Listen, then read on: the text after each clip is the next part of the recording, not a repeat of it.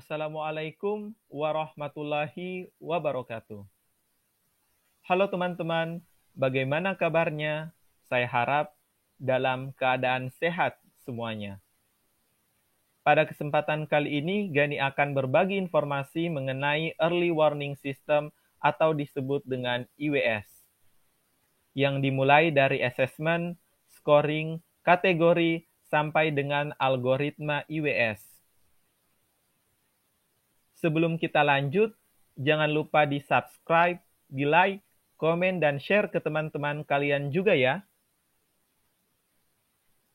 Perawat mempunyai tugas mulai dari pengkajian secara holistik, menetapkan diagnosis, merencanakan asuhan keperawatan, melaksanakan intervensi, serta mengevaluasi hasil tindakan keperawatan yang diberikan.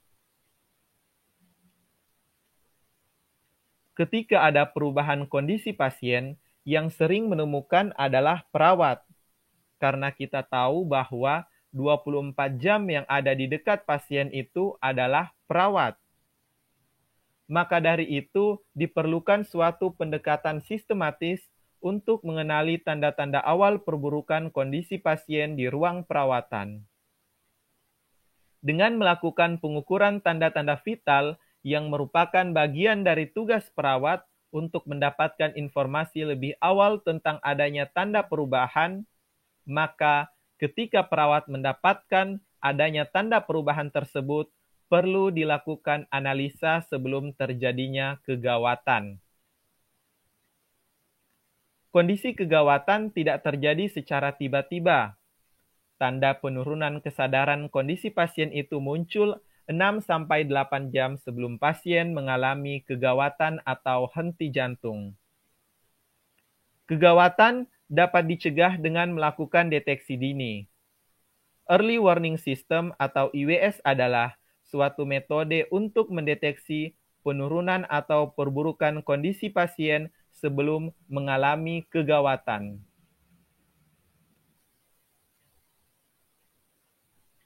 Dalam sejarahnya, IWS pertama kali dilakukan pada tahun 1997 di European Emergency Department yang mengembangkan penilaian deteksi perubahan parameter fisiologis pasien. Pada tahun 2012, Royal College of Physicians membentuk standar IWS yang disebut dengan NEWS atau dikenal National Early Warning System. Selanjutnya, JCI atau Joint Commission Akreditasi menetapkan IWS sebagai salah satu kelulusan akreditasi rumah sakit. Di Indonesia, tahun 2014, IWS diaplikasikan di RSCM yang pertama kali diakreditasi oleh JCI. Tahun 2017, IWS ditetapkan sebagai Standar Nasional Akreditasi Rumah Sakit edisi 1.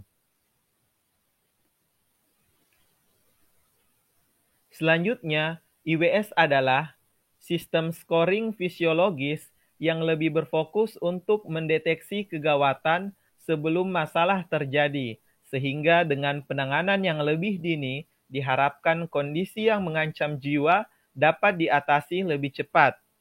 Scoring IWS disertai dengan algoritma tindakan berdasarkan hasil scoring dari pengkajian pasien yang terdiri dari skor 1, 2, 3, dan skor 0. Manfaat IWS diantaranya yang pertama sebagai standarisasi teknik deteksi perburukan kondisi pasien, yang kedua sebagai standarisasi tingkat perburukan kondisi pasien, dan yang ketiga untuk membantu pengambilan keputusan klinis dengan cepat dan tepat. Instrumen IWS diantaranya, IWS dewasa digunakan untuk pasien lebih dari 16 tahun, Pediatric Early Warning System digunakan untuk anak berusia kurang dari 16 tahun, Neonatal Early Warning System untuk bayi usia 1-30 hari, dan Modified Early Obstetric Warning System digunakan untuk ibu hamil. Pada kesempatan kali ini, Gani akan membahas mengenai IWS dewasa. Parameter yang digunakan untuk menilai IWS pasien dewasa, yang pertama, frekuensi nadi. Bradikardi merupakan indikator fisiologis penting.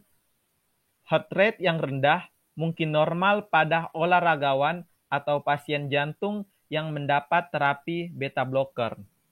Namun, kondisi bradikardi ini dapat menjadi indikator penting hipotermi, CNS depression, atau depresi sistem saraf pusat akibat penyalahgunaan golongan obat depresan atau hipotiroid. Yang kedua, tekanan darah sistolik. Walaupun hipertensi adalah faktor resiko penting untuk penyakit kardiovaskular, namun hipotensi juga penting dalam konteks pengkajian penyakit akut berat. Hipotensi merupakan satu indikator perburukan pasien, seperti adanya masalah pada gangguan volume cairan, gagal jantung, CNS depression, atau efek obat yang menyebabkan tekanan darah turun. Namun penting dicatat bahwa sebagian orang dalam kondisi normal memiliki tekanan darah sistolik kurang dari 100. Yang ketiga, frekuensi nafas. Peningkatan frekuensi pernafasan merupakan suatu pertanda kondisi penyakit akut sedang terjadi. Namun, peningkatan frekuensi pernafasan juga dapat terjadi akibat nyeri, distres pernafasan, ataupun sepsis akibat penyakit paru. Untuk itu, kita harus bisa membedakannya bahwa pasien tersebut apakah mengalami masalah oksigenasi seperti ada sumbatan di jalan nafas, ataupun penyebab lainnya. Frekuensi nadi juga turun merupakan satu kompensasi tubuh yang lanjut, sehingga menjadi bradipno.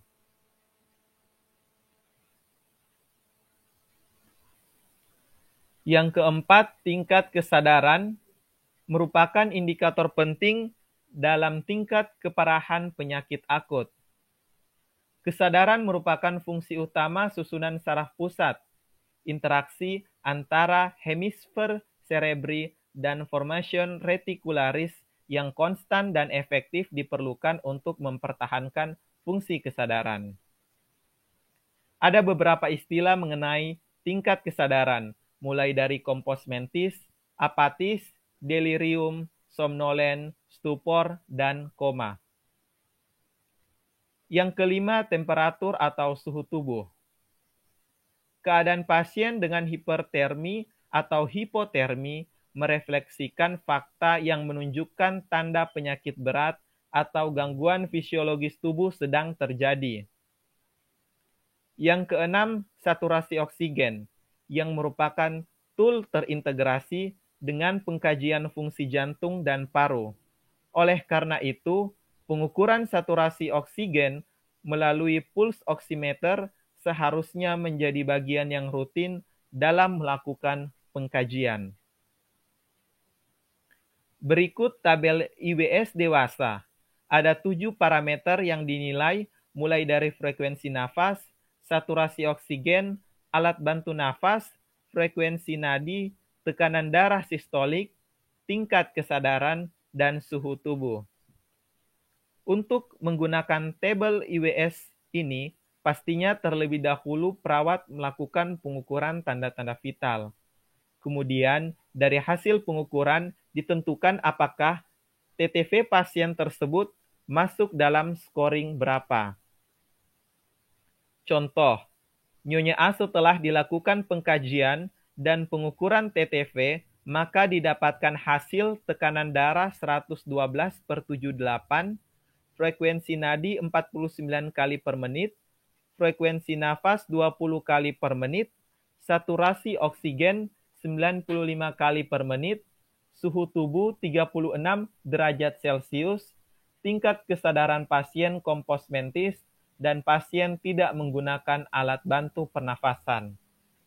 Selanjutnya, kita tentukan scoring untuk tekanan darah skor 0, frekuensi nadi skor 1, frekuensi nafas skor 0, saturasi oksigen skor 1, suhu tubuh skor 1, tingkat kesadaran skor 0, dan pasien tidak menggunakan alat bantu nafas, maka skornya 0.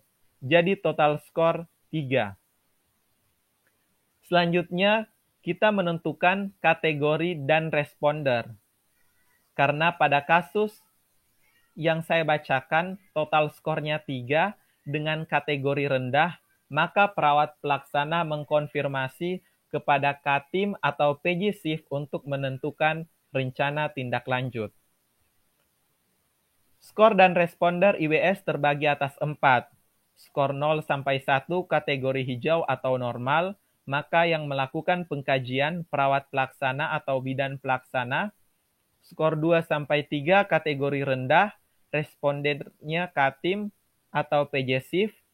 Skor 4 sampai 6 kategori sedang, respondernya itu dokter jaga atau DPJP, serta skor 7 atau lebih dari 7 kategori tinggi, warna merah, respondernya itu tim Code Blue. Selanjutnya, algoritma IWS terdiri atas 4 sesuai kategorinya. Untuk kategori hijau atau normal, perawat atau bidan pelaksana melakukan observasi dan dokumentasi tiap 8 jam per shift. Untuk kategori rendah atau kuning, observasi dan dokumentasi dilakukan setiap 4 jam. Untuk kategori sedang atau orange, perawat melapor ke dokter jaga atau DPJP untuk menentukan tata laksana. Kemudian observasi dilakukan setiap jam. Pasien dipersiapkan transfer ke ruang ICU atau ICVCU jika mengalami kondisi perburukan. Untuk skor 7 atau lebih dalam kategori tinggi berwarna merah. Pemantauan dilakukan secara terus-menerus dan didokumentasikan setiap jam. Aktifkan Code Blue bila pasien mengalami henti nafas atau henti jantung. Transfer pasien ke ICVCU atau ICU menggunakan alat bantu nafas. Sekian informasi dari Gani. Jika ada pertanyaan, boleh ditulis di kolom komentar. Terima kasih.